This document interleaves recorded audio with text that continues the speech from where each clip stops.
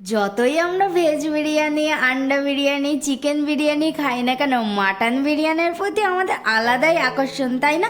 তাই তো আজকে বানিয়েছিলাম তোমার পছন্দ আমার পছন্দ সবার পছন্দের মাটন বিরিয়ানি। দেখো, প্রথমে আলুগুলোকে ভেজে নিয়েছিলাম তেলের মধ্যে কাশ্মীরি রেড চিলি পাউডার দিয়ে লাল লাল করে ভেজে তুলে নিয়ে ওই তেলের মধ্যেই না বেরেস্তাগুলোকে ভেজে নিয়েছিলাম।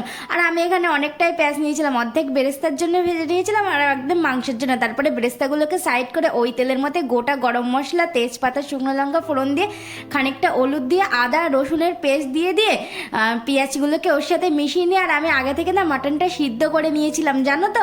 ওই সিদ্ধ করা মাটন ওর মধ্যে দিয়ে নুন, হলুদ, জিরের গুঁড়ো, কাশ্মীরি রেড চিলি পাউডার দিয়ে ভালোভাবে খানিকক্ষণ কষিয়ে নিয়েছিলাম। হ্যাঁ, টমেটো আর কাঁচা লঙ্কার একটা পেস্ট করে নিয়েছিলাম, ওইটাও দিয়ে দিয়েছিলাম, দিয়ে ভালো করে কষিয়ে নিয়েছিলাম যতক্ষণ না তেল ছেড়ে আসবে। আর দেখেছো কত সুন্দর তেল ছেড়ে এসেছে।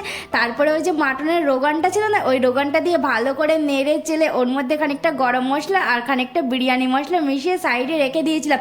আর এদিকে লেয়ারটা দিয়ে দেই, প্রথমে দিয়েছিলাম আলু, তারপরে দিয়েছিলাম মাটন, তারপরে দিয়েছিলাম মাটনের খানিকটা একটু গ্রেভি, আর দিয়েছিলাম গোলাপ জল, কেওড়া জল, বিরিয়ানি মশলা, মিঠা আতর, নুন, চিনি, আর দিয়েছিলাম ওপর থেকে একটু ধনেপাতা ছড়িয়ে। আর ঘিটা না আমার কাছে শেষ হয়ে গিয়েছিল, ওই জন্য আমি আর ঘিটা দিতে পারিনি। দিয়েছিলাম বেশ খানিকটা দিয়েছিলাম বেশ খানিকটা আর কি বাটার।